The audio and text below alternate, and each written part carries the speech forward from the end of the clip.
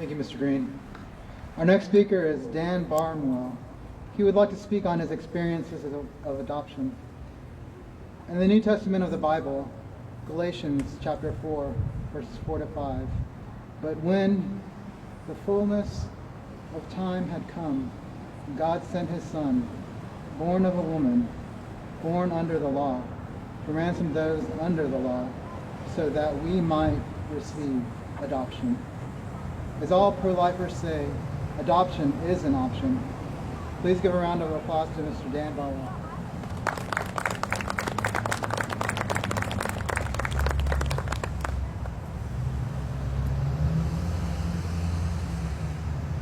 Hey y'all,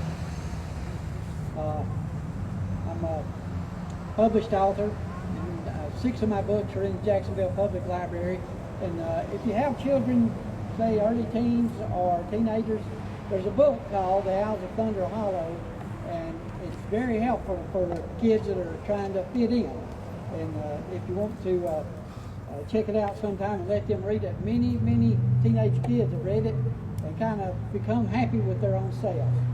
These are pictures of my late wife and my adopted son. I'm not adopted. Actually, I'm the 7th son of 10 boys and 2 girls, so I'm a long way from adopted. They were probably wondering if they could hand me off to somebody. But anyway, but there were 4 more, and after me, I kind of tried to help take care of them as my older brothers and sisters helped take care of me. And I've got a book of short stories and there at the library too, but the name of this is, and by the way, I want y'all to remember something. Whenever you look around and you think, man, I wish the crowd was bigger. Old Goliath was still laughing and running his mouth when David started picking up rocks. We're never too small. Right on. This is a short story I called An Insignificant Life. Our hearts sank when the doctor told us that we would never have children. My wife had been having some health problems for several years, and the final diagnosis was that she would have surgery. For several days I went through the motions of life. A gloomy spirit seemed to accompany and mock me everywhere I went. Nobody ever called me daddy, but I am a spirit too. And the faith that had grown in me since childhood now stated without any doubt that somebody would certainly call me daddy. It was during this time that I wrote the happiest gospel song that I ever wrote, and it's called 4-Wheel Drive, because my faith was in 4-wheel drive at the time. And I waited for that which I could not yet see.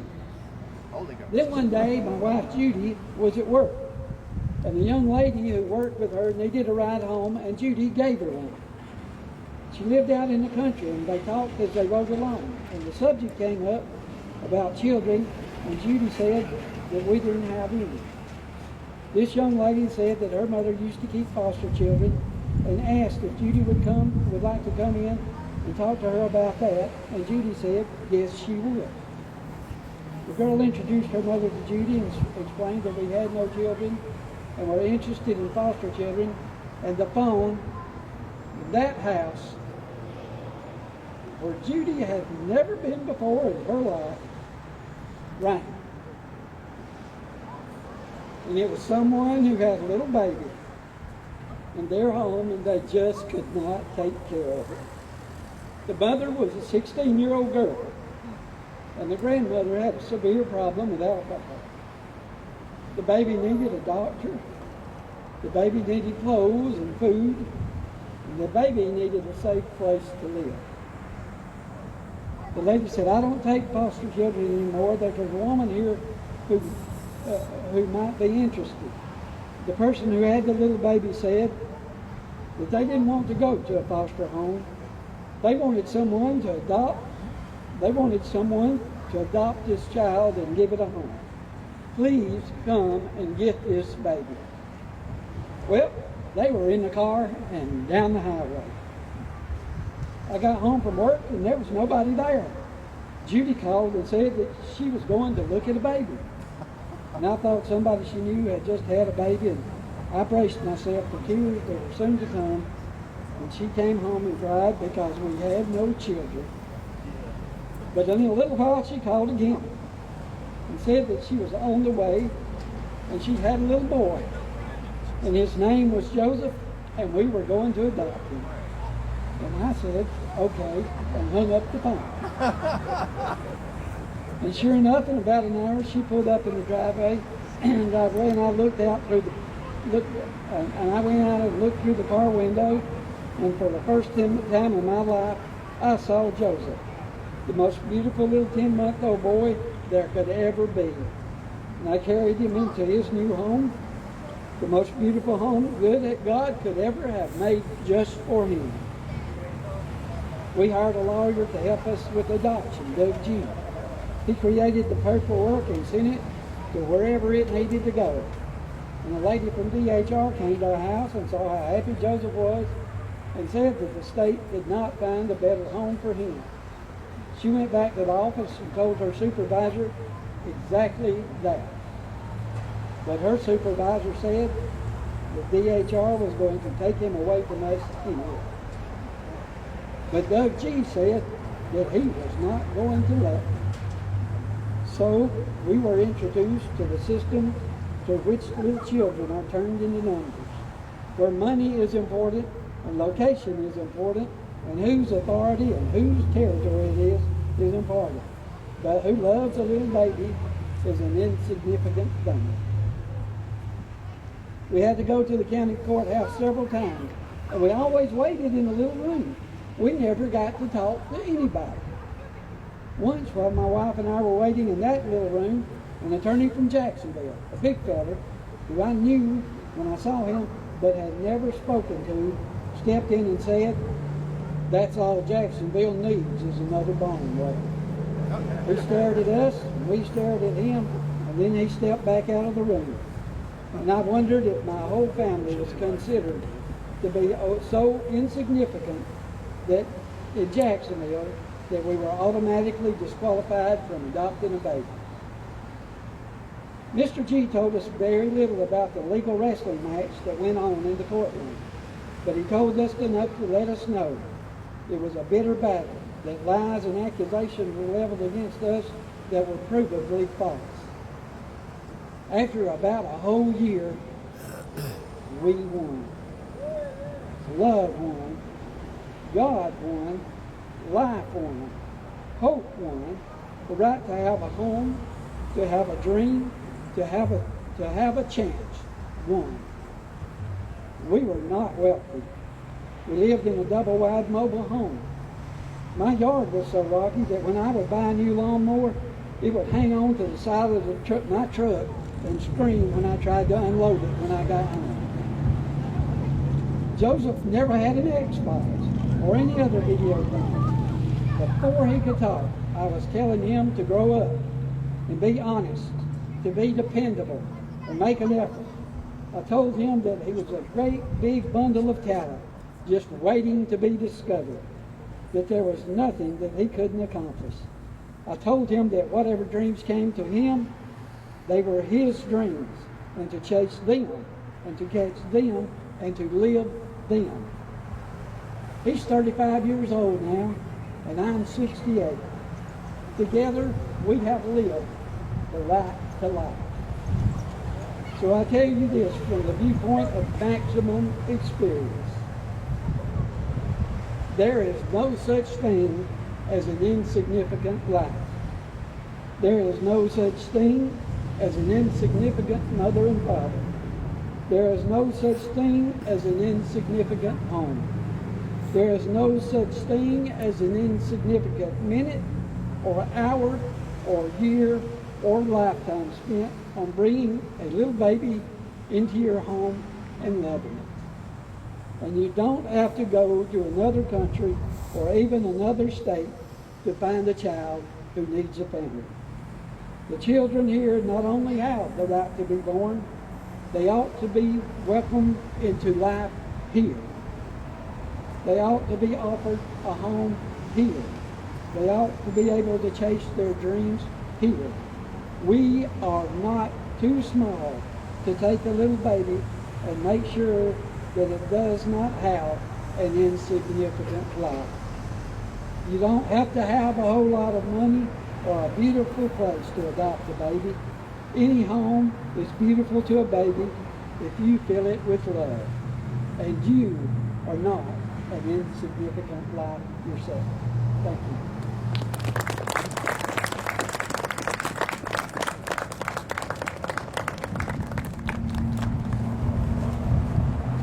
Thank you, Katie.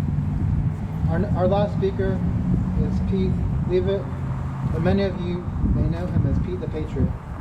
Pete is an advocate for the United States Constitution, and he will explain how human law and natural law is opposed to abortion. Please give a round of applause to Pete.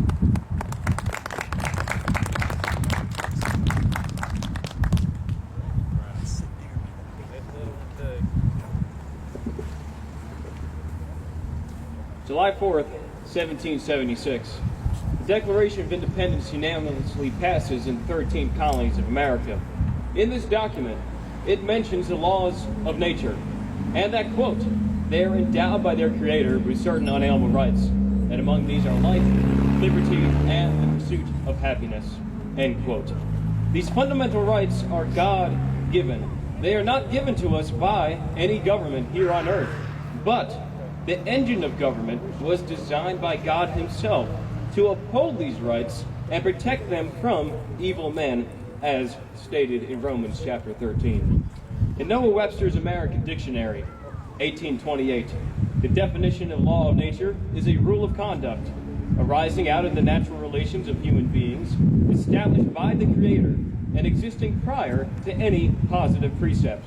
Thus, it is a law of nature that one man should not injure another, and murder and fraud would be independent of any prohibition from a supreme power. Since the opening shots of the American Revolution to today, our military has fought on the front lines in so many different wars, being killed, maimed, or missing in action in order to protect our land, our constitutional republic, and our God-given rights by their sacrifice. The estimated total of all U.S. casualties from the American Revolution to today is over 1,200,000 plus sacrifices for our country. Arlington National Cemetery covers 624 acres with 400,000 graves. 624 acres is the equivalent to 472.72 football fields. For this number is not even half of all war casualties. There is a number that far exceeds that of all U.S. war casualties beginning in 1973. 60 million, with an estimated 2,800 added every day. This is the number of U.S. aborted babies.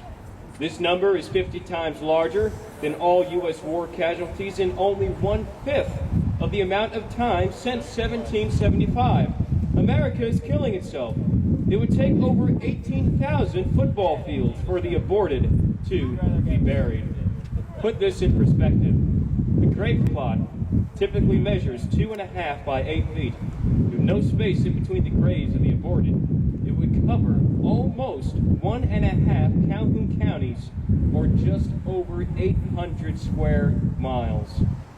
Imagine standing in the center of Calhoun County and looking all around at nothing but the headstones of the aborted in every direction. Our military have fought and died for these children too, but they have been denied their life, liberty, and the pursuit of happiness by their own parents, who are encouraged and taught to do so by a godless, God-hating society with the false teachings which are the doctrines of demons. With a younger audience present, I will be using discretion for this next point. Today, we live in a society that promotes immodesty, immoral actions, and vulgarities in every way. How you dress, how you walk, how you dance, what you watch, how you date, etc. This is all the worldly thinking apart from God's moral law. You have public school environments that naturally promote activities activities outside of wedlock. Then you have colleges that further capitalize on the licentiousness of these things with the encouraged environment of absence of parents, only making bad worse with the free supply of party packs for safe you-know-what right up the road you-know-where. Majority of abortions could be easily done away with by simply adhering to God's plan. That is abstinence before marriage. Hebrews 13:4a says, marriage is honorable in all, and the bed undefiled. Several years ago, on the square here, actually right here behind me, I had a brief conversation with a lawyer on the subject of abortion. His stance was that it is the woman's choice to make the decision of abortion. The conversation, from the best of my memory, went as follows. Sir, I do understand that you are a lawyer. Yes, said he. Then you would understand the rights given to us by God that is mentioned in the Declaration, being life, liberty, and the pursuit of happiness. He said that, yes, I understand those rights. Then I asked, how can it be that you understand these God-given rights as a lawyer, a studier of law, but yet you deny those rights to the children in the womb? Needless to say, that was the end of our conversation as he turned and walked to his car. Every life, at conception, no matter how it was brought about, is precious in the eyes of the Lord, and so it is in mine. Man thinks that you can easily dispose of children due to an unwanted pregnancy and will make it so-called laws that make it legal. God, the Alpha and Omega, the supreme judge of the world, says, thou shalt not kill. Exodus 20:13. The word kill in the context of this verse in the Hebrew tongue specifically means murder. In Proverbs 6:16-19 it says, these things doth the Lord hate, yea, 7 are abomination unto him. A proud look, a lying tongue, and hands that shed innocent blood, which would clearly be abortion. A heart that to be swift in running to mischief, a false witness that speaketh lies, and he that soweth discord among brethren. Perhaps there are some here today that might have had an abortion, or do not have Christ as Savior. God's hand of mercy and grace is extended out to you today. Salvation is at hand. Will you ask him in? Will you ask him for the forgiveness of your sins? He's listening. John 3:16 says, for God so loved the world that he gave his only begotten Son. Whosoever believeth in him shall not perish, but have everlasting life. In the preamble to the U.S. Constitution, it says, we the people of the United States, in order to form a more perfect union, establish justice, ensure domestic tranquility, provide for the common defense, promote the general welfare, and listen, and secure the blessings of liberty to ourselves and our posterity, do ordain and establish this Constitution for the United States of America. Do you know what that definition of posterity is? It is defined in the Noah Webster Dictionary as descendants, children, children's children, and company indefinitely. The race that precedes the progenitor, the whole human race, are the posterity of Adam. Our Constitution, with the Bill of Rights, not only secure our rights and liberties, but it also makes certain of the security of those same rights to the unborn. We need public servants, not politicians who will stand up for lives of the unborn, and thank God that there is.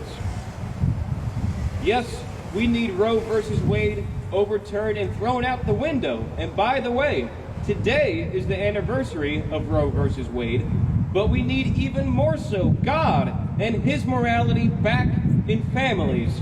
Without the understanding and acceptance of Christ, with purity before marriage, the idea, the lie of abortion will still exist.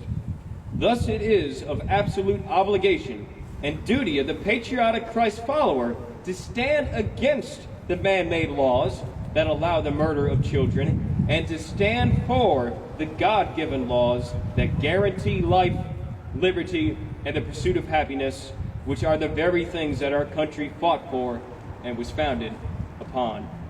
Thank you.